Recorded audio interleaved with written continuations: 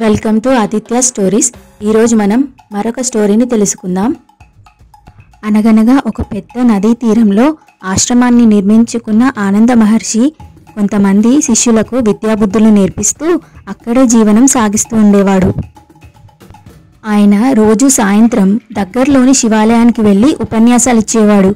ఆయన చెప్పే సంగతులు ఆసక్తికరంగా ఉండటంతో చుట్టుపక్కల గ్రామాల వాళ్ళందరూ ఆ సమయానికి అక్కడికి వచ్చి చేరిపోయేవారు. ఒకరోజు ఆయన ఉపన్యసిస్తూ ఉండగా నలుగురు శిష్యులు ఒక వ్యక్తిని మోసుకుంటూ వచ్చారు. ఆ వ్యక్తి బట్టలు తడిచిపోయి ఉన్నాయి. ఇతను నదిలో కొట్టుకుపోతూ ఉంటే రక్షించి తీసుకొచ్చాం గురువుగారు అని అన్నారు వాళ్ళు. అతడు కొంచెం తేరుకున్నాక నదిలో ఎలా పడిపోయావు నాయనా అని అడిగారు స్వామీజీ. పడిపోలేదు, కావాలని దొరికాను స్వామి. నా జీవితంలో అన్ని కష్టాలే, ఏ పని చేసినా కలిసి రాలేదు. ఆఖరికి భార్య పిల్లల్ని కూడా పోషించుకోలేక జీవితం మీద విరక్తితో చచ్చిపోదామని ఇలా చేశాను అని బదులిచ్చాడు. అంతా విన్న స్వామీజీ, సరే బాగా నీరసంగా ఉన్నావు, ఈ పండు తిను అంటూ ఒక సీతాఫలాన్ని అందించారు. అతడు ఆవురావురమంటూ ఆ పండును తినేశాడు.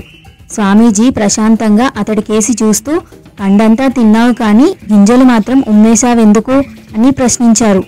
ఆ ప్రశ్న విన్న జనమంతా ఆశ్చర్యానికి లోనయ్యారు. ఆ వ్యక్తి మాత్రం పకపకా నవ్వి, గింజలు తినడానికి పనికిరావుగా స్వామి, అందుకే ఉమ్మేశాను అని అన్నాడు. మరి గింజలు అడ్డురాగానే తినడం మానేయలేకపోయావా అంటూ మరో ప్రశ్న వేశారు స్వామీజీ. ఇంత తీయగా ఉన్న పండును గింజల కోసం వదులుకుంటామా స్వామి, మీరు మరి విడ్డూరంగా అడుగుతున్నారే అన్నాడా వ్యక్తి.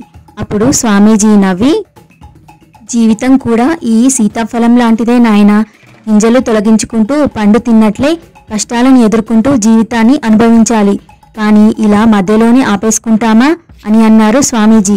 దానికి ఆ వ్యక్తి సిగ్గుపడి, నిజమే స్వామి, ఇంకెప్పుడు ఇలాంటి తెలివి తక్కువ పని చెయ్యను, కాయ కష్టం చేసుకుని బతుకుతాను అని అన్నాడు.